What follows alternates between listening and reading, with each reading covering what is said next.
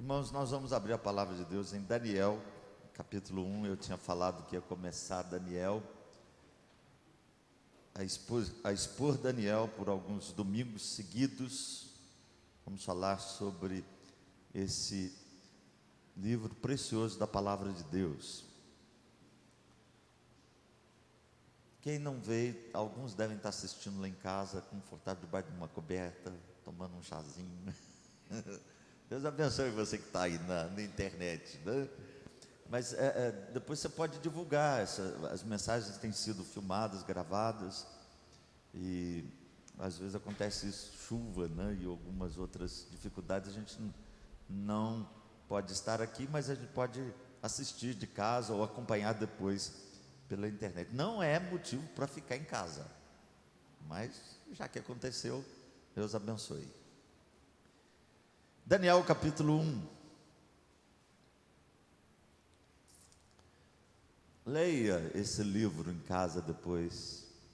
Eu sei que você já conhece a história de Daniel, e eu já conhecia a história de Daniel. Desde pequeno a gente ouve sobre Daniel, especialmente quem foi criado na escola dominical.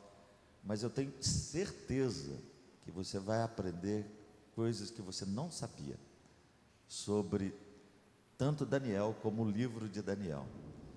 E a vida de Daniel, para mim, é uma das vidas mais extraordinárias da Bíblia. Um homem, um servo de Deus. Ele chega a ponto de ter tanto destaque que Ezequiel, que foi contemporâneo de Daniel por um bom tempo, ou por algum tempo, Ezequiel cita Daniel entre dois outros grandes servos de Deus da história. Ezequiel fala de Noé, Jó e Daniel. Pra vocês terem uma ideia de como um contemporâneo dele enxergava ele. Esses três vultos, né, para Ezequiel eram grandes servos de Deus. Daniel capítulo 1. No ano terceiro do reinado de Jeoaquim, rei de Judá, veio Nabucodonosor, rei da Babilônia, a Jerusalém e a sitiou. O Senhor lhe entregou nas mãos a Joaquim, rei de Judá, e alguns dos utensílios da casa de Deus. A estes levou-os para a terra de Sinar, para a casa do seu Deus, e os pôs na casa do tesouro do seu Deus. Disse o rei a Aspenaz, chefe dos seus eunucos, que trouxesse alguns dos filhos de Israel, tanto da linhagem real como dos nobres, jovens sem nenhum defeito, de boa aparência, instruídos em toda a sabedoria, doutos em ciência, versados no conhecimento, e que fossem competentes para assistirem no palácio do rei, e lhes ensinasse a cultura e a língua dos caldeus. Determinou-lhes o rei a ração diária das finas iguarias da mesa real e do vinho que ele bebia, e que assim fossem mantidos por 3 anos, ao cabo dos quais assistiriam diante do rei. Entre eles se achavam dos filhos de Judá, Daniel, Ananias, Misael e Azarias. O chefe dos eunucos lhes pôs outros nomes, a saber, a Daniel o de Beltesazar, a Ananias o de Sadraque, a Misael o de Mesaque e o Azarias de Abdenego. Resolveu Daniel firmemente não contaminar-se com as finas iguarias do rei, nem com o vinho que ele bebia. Então pediu ao chefe dos eunucos que lhe permitisse não contaminar-se.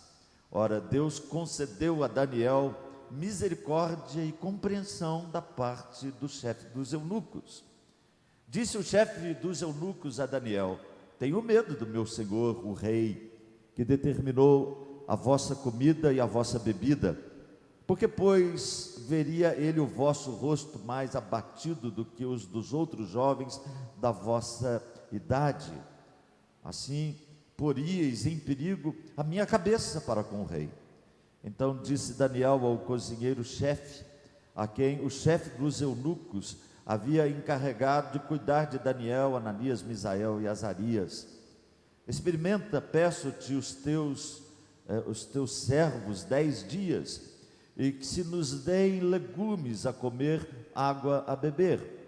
Então se veja diante de ti a nossa aparência, e dos jovens e que comem das finas iguarias do rei, e segundo vires, age com os teus servos. Ele atendeu e os experimentou 10 dias. No fim dos 10 dias, a sua aparência era melhor. Estavam eles mais robustos do que todos os jovens que comiam das finas iguarias do rei.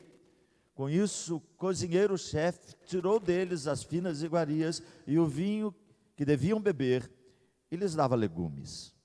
Ora, a estes 4 jovens, Deus deu o conhecimento e a inteligência em toda a cultura e sabedoria, mas a Daniel deu inteligência de todas as visões e sonhos.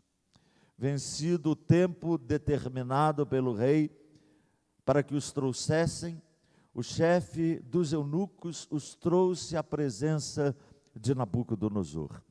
Então o rei falou com eles, e entre todos não foram achados outros como Daniel, Ananias, Misael e Azarias. Por isso passaram a assistir diante do rei.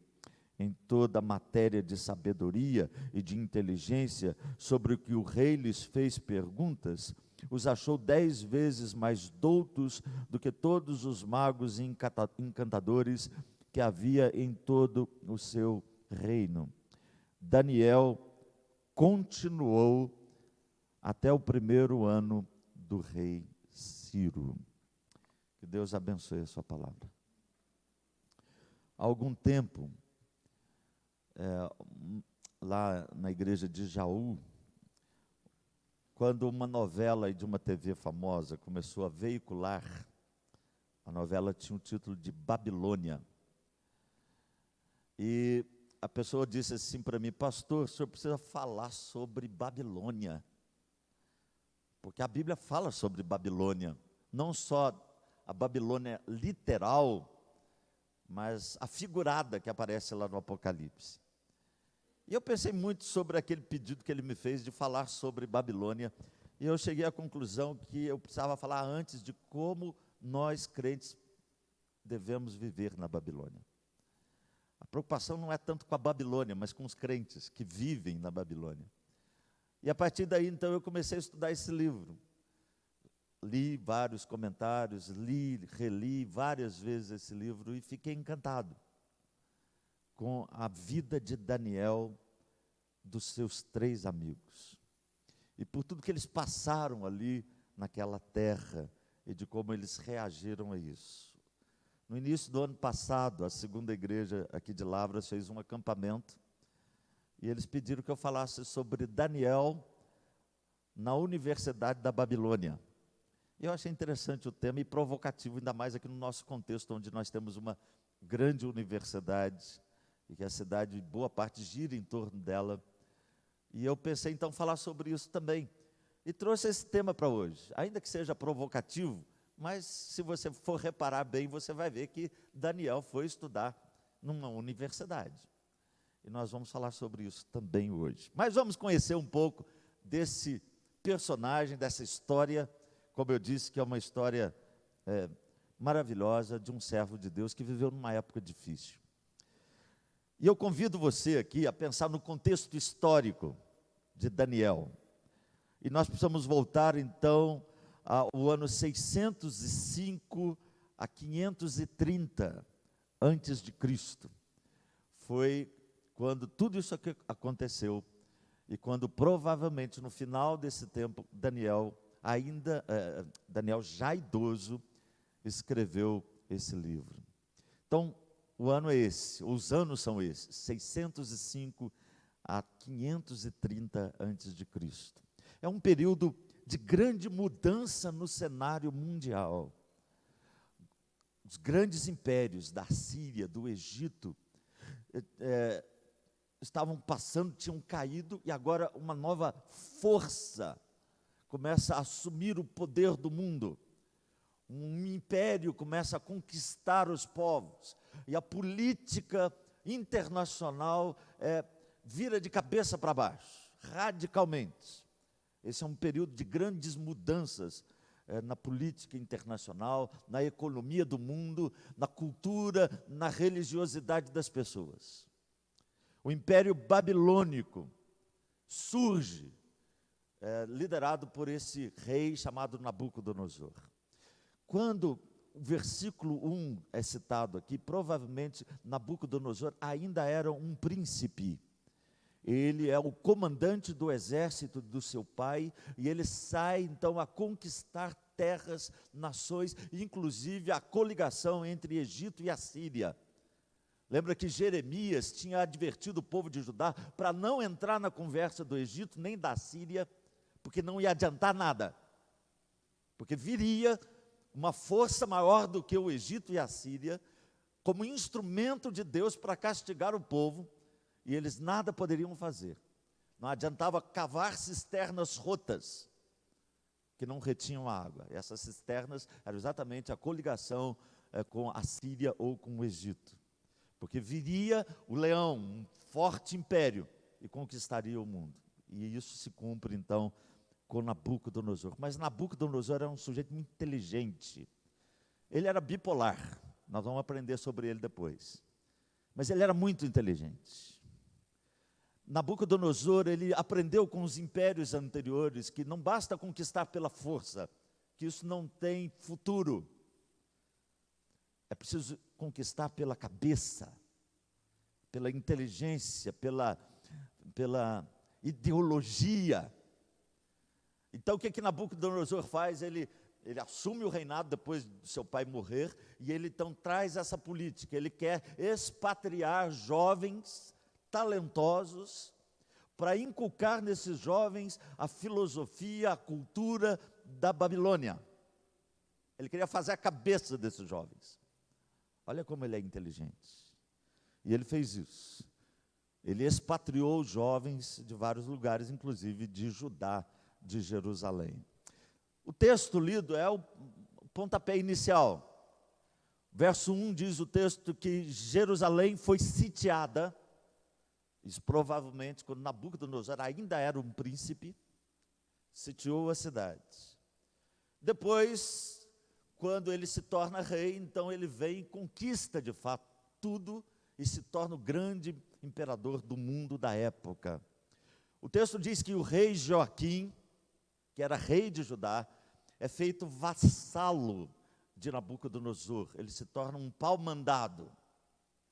Ele fica subserviente a Nabucodonosor, ainda permanecendo lá em Judá por algum tempo. E o texto diz mais, que os utensílios da casa de Deus são levados para Sinar, ou Sinear. Você já imaginou aqueles utensílios que ninguém podia tocar, senão morria? Agora são tirados do templo e são levados para a casa de um deus pagão, que ficava lá em Sinar. E o que eu acho impressionante, que o texto diz que o Senhor fez isso. O Senhor lhe entregou. E o nome que aparece aqui é Adonai, o Deus Todo-Poderoso que protege o seu povo.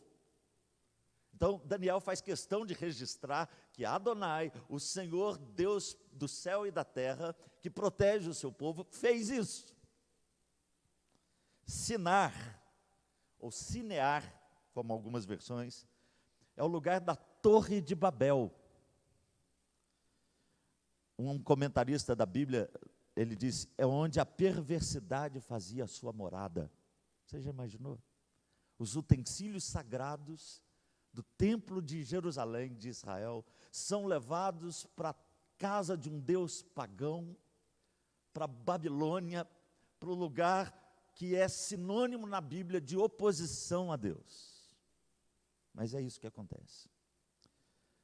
O povo precisava rever a sua teologia, a sua prática.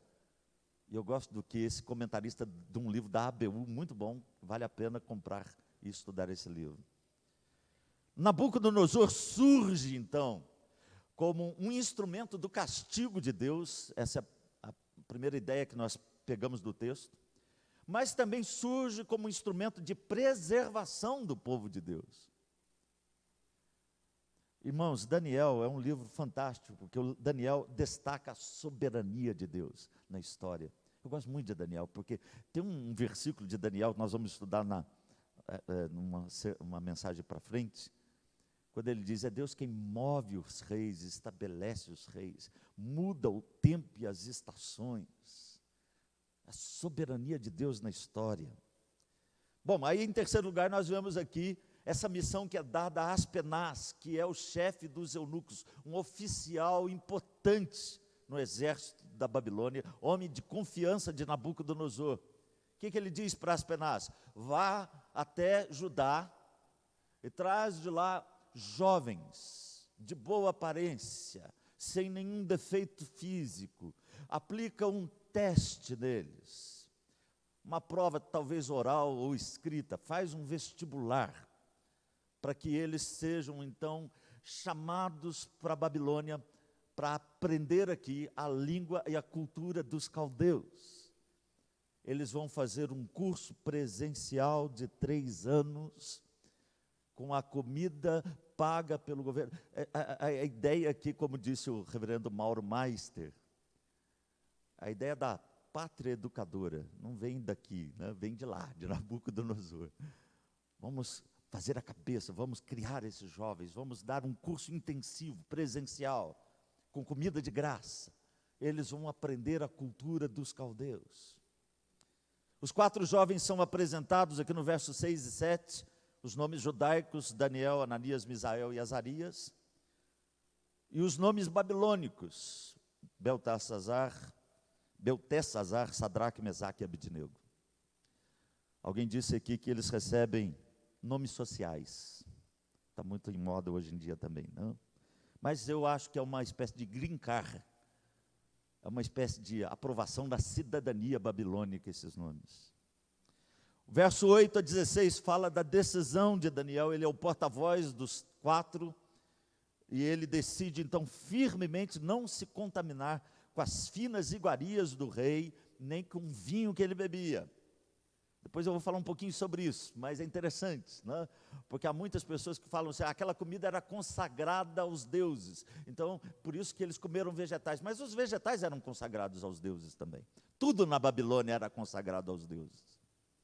Alguns dizem que aqui tem a ver com as leis dietéticas de Israel. Sim, pode ser, mas o vinho não tinha proibição.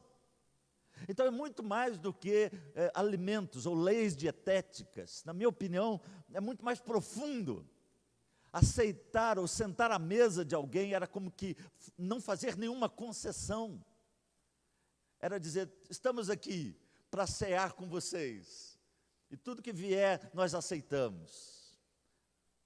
O resultado final, verso 17 até 21, fala que aqueles jovens Deus abençoou, e eles tiveram um desenvolvimento extraordinário, uma sabedoria extraordinária, e depois de 3 anos no curso presencial da Universidade da Babilônia, eles foram contratados para assistirem no palácio. É fantástico isso. Que empregão, hein? Foi difícil para eles, mas foi um empregão, fala a verdade. Que passaram no concurso, foram contratados para o resto da vida. Emprego vitalício quase, né? É interessantíssimo isso. E a gente tem impressão, eu vou adiantar algumas coisas aqui, a gente tem impressão que Daniel ficou jovem para o resto da vida, né? Que Daniel lá na cova dos leões era jovem. Não é assim que você pensa que é? Mas vocês vão aprender comigo aqui que Daniel tinha mais de 80 anos quando ele foi jogado na cova dos leões. Sabia disso? Pois é, nós vamos aprender isso também. Muito bem. Falei muito aqui na introdução, mas isso é importante para a gente conhecer. O tema é esse, ainda que meio provocativo, porque faz parte da nossa cultura, da nossa realidade. Daniel na Universidade da Babilônia. Qual que é o propósito? Fazer uma combinação da soberania de Deus com a responsabilidade do homem e entender os benefícios de sermos firmes na fé e não negociarmos jamais os nossos valores. Então esse é o meu tema, esse é o propósito, nós vamos estudá-lo hoje com a graça de Deus. Em primeiro lugar, irmãos, Eu quero destacar nesse texto o que eu chamo de o trabalho silencioso de Deus. Isso eu acho maravilhoso isso aqui no texto. Se você perceber, você vai ver que Deus está trabalhando nos bastidores, na vida, na história, no mundo, no coração. Deus está por trás daquilo. Deus está trabalhando no silêncio. Às vezes nós gostamos de falar que no silêncio Deus está.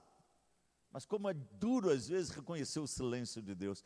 Às vezes nós queremos que Deus fale como um trovão, que Ele dispensa raios e terremotos, mas às vezes, como fez com Elias, Ele fala através do cicio, da brisa, e Deus está também no silêncio. E eu quero falar em primeiro lugar sobre esse trabalho silencioso de Deus nos bastidores. Primeiramente, disciplinando o seu povo. Verso 1 e 2. No ano terceiro do reinado de Joaquim, rei de Judá, veio Nabucodonosor, rei da Babilônia, a Jerusalém e assistiu. O Senhor lhe entregou. Deus está nos bastidores, até mesmo nas lutas e dificuldades, disciplinando o seu povo, corrigindo o seu povo. Jerusalém foi sitiada. Talvez você diga, mas era uma potência mundial. Mas Deus livrou Jerusalém de outras potências mundiais anteriormente. Ele podia livrar agora, mas Deus está corrigindo o seu povo. Deus está moldando o seu povo. Deus está por trás daquela ação. Isso é claro para nós aqui no texto. Adonai, o Senhor Todo-Poderoso, Deus de Israel, é quem fez isso. E é interessante, irmãos, que Jeremias, Abacuque, Sofonias, eles já haviam alertado Israel sobre isso. E agora Deus está disciplinando o seu povo. Isso é necessário às vezes na nossa vida. Quando Deus nos corrige, quando Ele permite sermos às vezes cercados por uma circunstância ou outra, e nós precisamos reconhecer isso muitas vezes. O texto diz no verso 2 que o Senhor entregou os utensílios da casa de Deus. Eu fico impressionado com isso. Aqueles utensílios sagrados que o sumo sacerdote podia tocar uma vez por ano, e olhe lá. Se ele tocasse e não tivesse preparado, ele morria. Agora, de repente, vem um pagão, toca, destrói e leva e coloca na frente do Deus da Babilônia, num lugar que era símbolo da inimizade, da oposição a Deus. Deus está disciplinando o seu povo. E nós não podemos fugir dessa realidade, que Deus trabalha também nos disciplinando muitas vezes. Mas Deus trabalha silenciosamente na consciência e no coração de quem governa. Isso eu acho maravilhoso também no texto. Olha o verso 9. Ora, Deus concedeu a Daniel misericórdia e compreensão da parte do chefe dos eunucos. Deus trabalhou na mente daquele oficial, daquele homem importante, que era uma espécie de reitor da universidade. Deus trabalhou na mente, no coração, concedendo misericórdia e compreensão.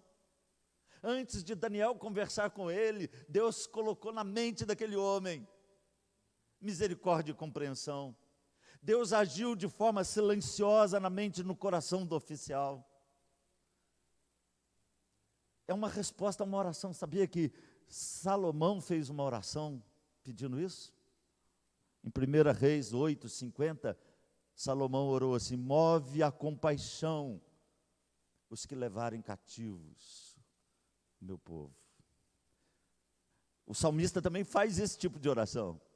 Deus está respondendo uma oração antiga, Deus está movendo o coração do reitor da universidade, e Deus faz isso porque o coração do rei está nas mãos de Deus.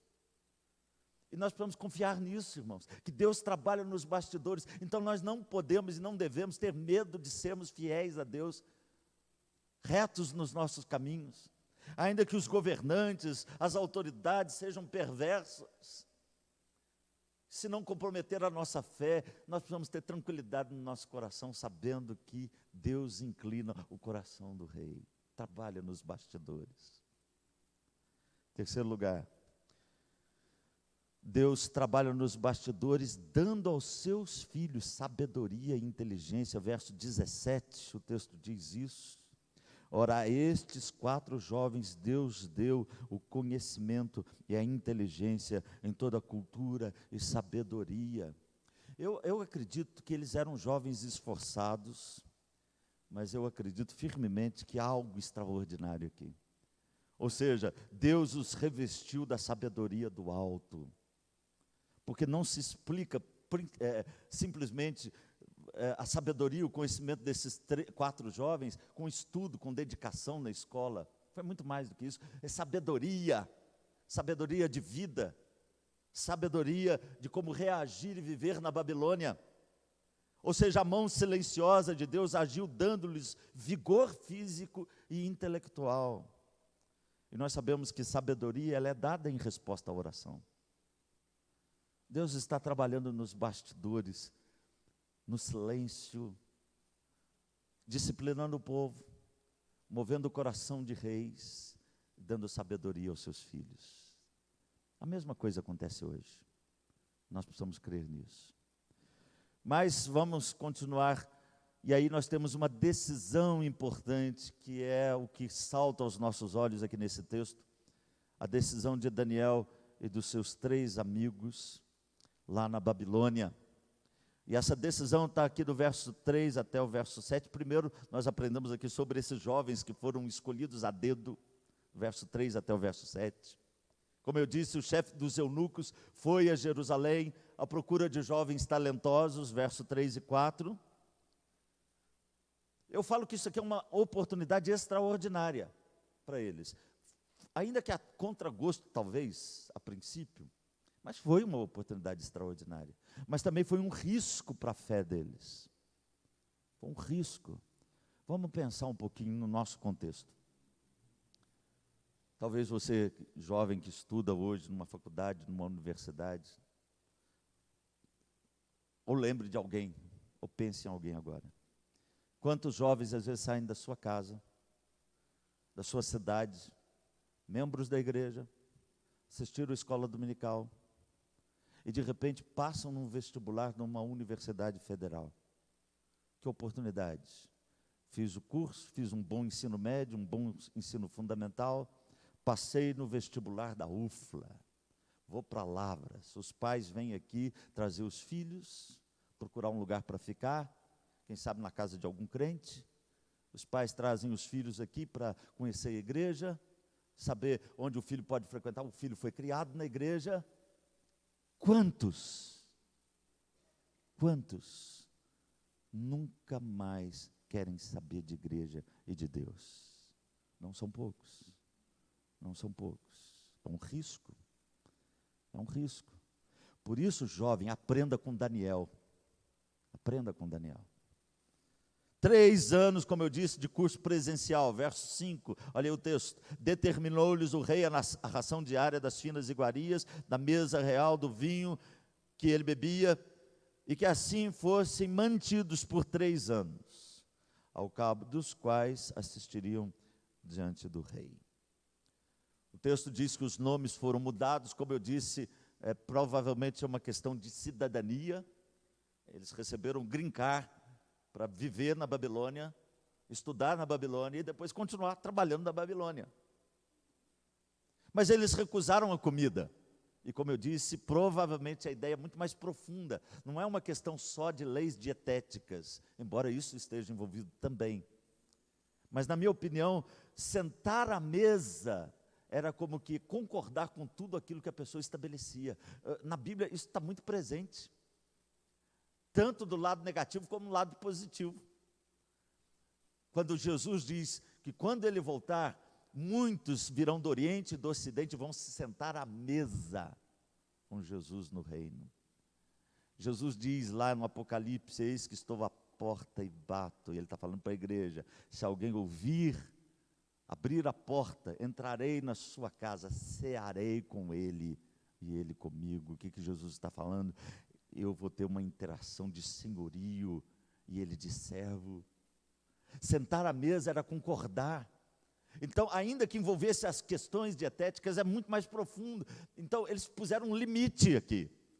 Eles puseram um limite nessa conversa com o reitor da universidade, no gabinete, ou quem sabe ali na conversa com os amigos. Nós queremos colocar um limite na nossa vida, e esse limite foi estabelecido com uma coisa simples, quem sabe sem muito alarde, no escritório ali do reitor da universidade.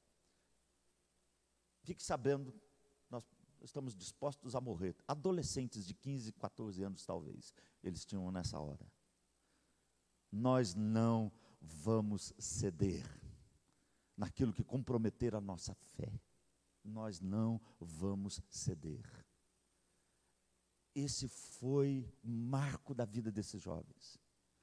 É aqui que a gente decide a vida, nas coisas pequenas, nas coisas aparentemente insignificantes. É aqui que a gente decide ser firme e não vacilar. A decisão de não se contaminar aparece aqui no verso 8 até 16. Alguém disse que a primeira vitória sobre as pressões do ambiente pagão acontece aqui. A fornalha, a estátua foram pequenininhas para esses 4 jovens que aprenderam a dizer não na hora certa. O texto diz que Daniel resolveu firmemente. A ideia aqui é de uma decisão de mente e coração. Verso 8. Como eu disse, uma conversa com o reitor da universidade. Verso 8 até 10, ele fala dessa conversa. O chefe dos eunucos, o oficial, ficou meio... Eu não posso fazer isso. Mas Deus estava movendo, trabalhando no silêncio. Deus moveu o coração daquele chefe dos eunucos. E aí o texto diz que eles levam a proposta para o cozinheiro-chefe, para que os experimentasse durante 10 dias, e eles comeram ali uma comida balanceada, que deu mais força e energia para eles. O resultado final, nós já vimos, eles se tornaram sábios, inteligentes, fortes, saudáveis, e foram contratados para assistirem no palácio do rei. O que eu vejo aqui, irmãos? O que Baldwin, um autor, um comentarista, fala sobre a importância desse sim e desse não daqueles jovens. E eu quero explorar um pouquinho isso aqui. A questão ali era conformar-se ou não conformar-se. Eles falaram sim para algumas coisas, mas não para outras. Falaram sim para os nomes babilônicos, não tinha importância.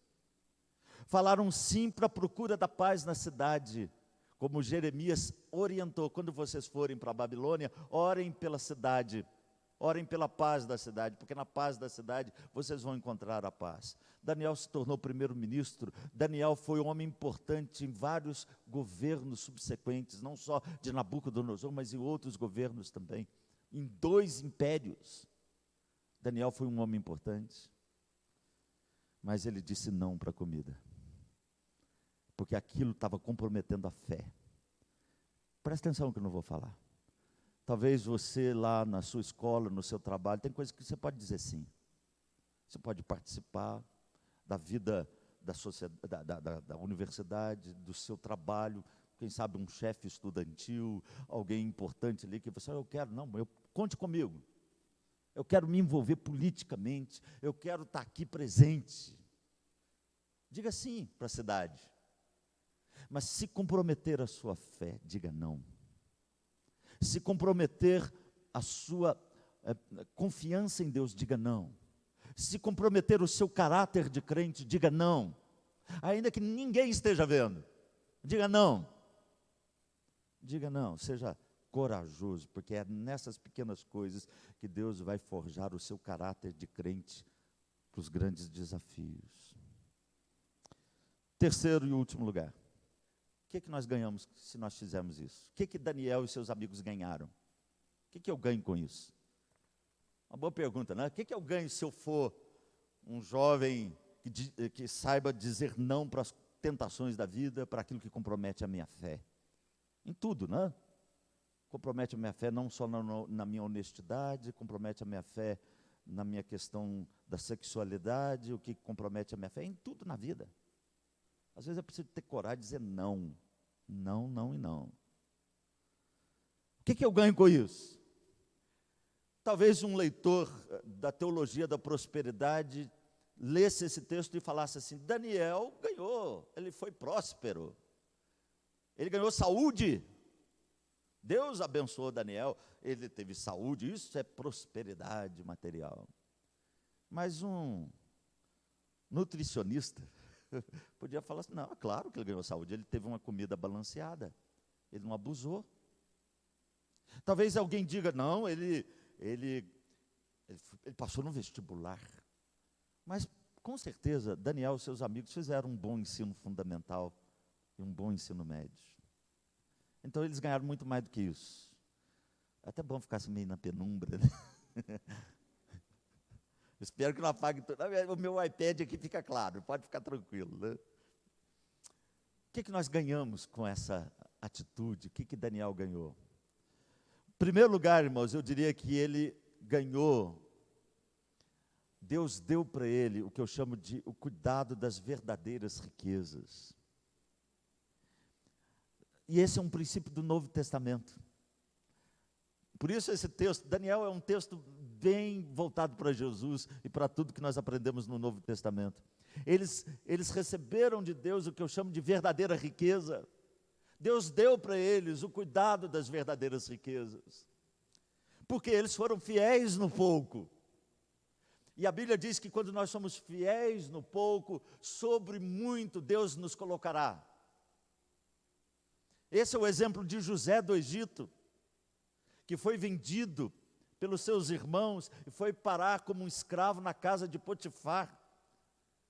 José é um homem, um moço bonito, longe de casa, e o texto diz que a mulher de Potifar quis deitar com ele, e ela falava no ouvido dele quase todos os dias. E quando ninguém olhava, José recusou e disse não para aquela mulher. Ele foi levado para a cadeia, para o cárcere. E lá no cárcere, por ser um jovem revoltado, ficou 10 anos preso. Já pensou nisso? Podia ser um homem revoltado com a vida, mas lá no cárcere ele foi fiel a Deus. A tal ponto que o carcereiro dava as chaves da prisão na mão de José. Ele foi fiel no pouco, na adversidade, e Deus colocou as grandes riquezas na mão dele, de ser um instrumento de Deus na preservação do seu povo. Daniel e seus amigos receberam a fidelidade como um princípio de vida. E é isso que Lucas diz, né? Quem é fiel no pouco é fiel no muito. Qual que é a grande dificuldade nossa no nosso país com os políticos, com os governantes? Falta de fidelidade, de honestidade, falta de transparência. Mas onde começa isso? No berço, no lar, nas pequenas coisas. É ali que a gente aprende a ser fiel. É ali que a gente aprende. Eles receberam de Deus a verdadeira riqueza. Eu acho extraordinário. A base da fidelidade nas grandes coisas, meus irmãos, é formada na fidelidade dos pequenos desafios. Por que aqueles jovens reagiram daquela forma quando Nabucodonosor pediu que eles adorassem a imagem? Por que Daniel resistiu daquela forma quando o rei do Império Medo-Persa pediu que, ou exigiu que não se fizesse nenhuma oração, instigado lá pelos sátrapas? Porque eles aprenderam no pouco. Eles aprenderam a dizer não na Universidade da Babilônia. A grande riqueza dada foi a de ser instrumento do reino de Deus. Daniel cuidou da herança do Senhor. O segundo grande resultado, o que ele ganhou com isso, e que nós também podemos entender, perseverança até o fim. Eu acho o verso 21 extraordinário. Daniel continuou até o primeiro ano do rei Ciro. Sabe quantos anos do verso 1 até o verso 21? Mais de 70 anos. Nabucodonosor caiu. Os outros reis que governaram, como Belsazar, caíram. Surgiu outro império. Os reis passaram, acabaram. Daniel continuou. Do verso 1, então, como eu disse, ao verso 21, são mais de 70 anos. Babilônia caiu, Daniel continuou.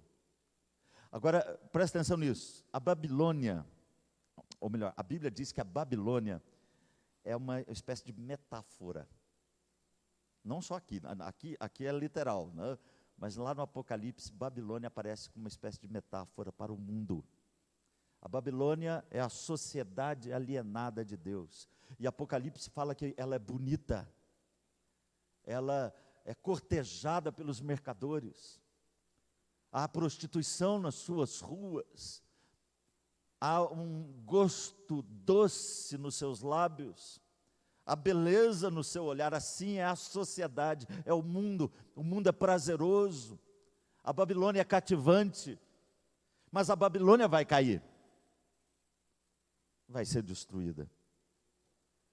E aí vem a grande mensagem da Bíblia: os filhos de Deus vão permanecer. O que eu quero dizer com isso? Que quem se assenta à mesa do mundo vai se decepcionar um dia, porque a amizade do mundo é inimiga de Deus. Quem permanece firme no Senhor vai cear com Ele. Essa é a promessa. Ou seja, os filhos de Deus tomarão lugares à mesa no reino de Deus. Aquele que perseverar até o fim será salvo. Essa é a recompensa. Talvez você não sente hoje a mesa do mundo, da proposta do seu colega de universidade, do seu colega de emprego. Talvez você diga não para aquilo, e eles vão rir de você. Vão acender a fornalha da rejeição, do abandono, da crítica, do desprezo. Vão construir uma cova de leões que devoram a sua reputação, quem sabe. O mundo vai fazer isso, mas quando você diz não, a Babilônia vai cair um dia, saiba disso.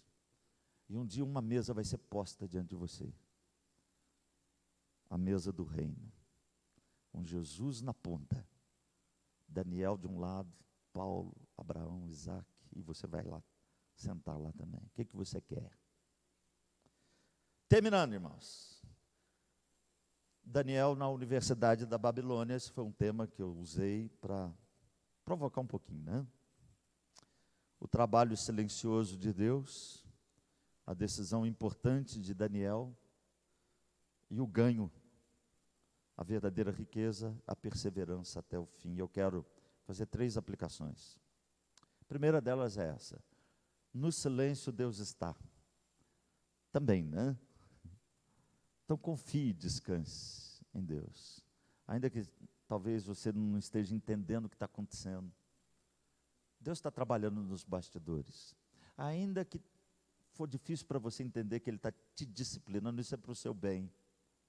Mas Deus está trabalhando nos bastidores. Quem sabe tem lá no seu serviço um chefe difícil, alguém que te incomoda, um professor que pega no seu pé, quem sabe alguém que está te incomodando. Nós vivemos num país difícil. Nós precisamos confiar que Deus inclina o coração do rei. Segundo, prepare-se para resistir.